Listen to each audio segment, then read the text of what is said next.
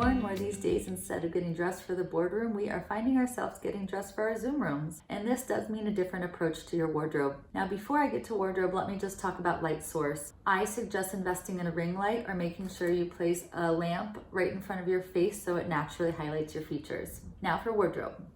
Choose your colors wisely. Make sure you choose something that complements your skin tone. If you don't know what that is, you can always go with jewel tones. They tend to be universally flattering on camera and they reflect really well against your skin. Jewel tones are burgundy, eggplant, emerald green, colors in that family.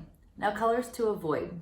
Avoid all black. The camera does not pick up the details in black, so you can tend to look like a head floating on a black box. Also stark white. It's very hard for the camera to balance the exposure on a really bright white. Instead, opt for a cream or something that's not bright, harsh white. Also, be careful of your patterns. If you choose very small repeating patterns, the camera will produce what we call the moire effect. This is when these repeating patterns blend together on camera and produce a strange wavy looking line. Next, shiny fabrics. I would avoid them.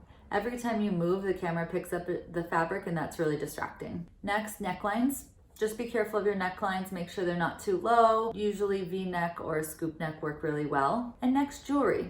Jewelry is a very great way to showcase your style as it's featured in the shot. One thing to keep in mind there is make sure that it doesn't clank or make any noise that your audio source will pick up.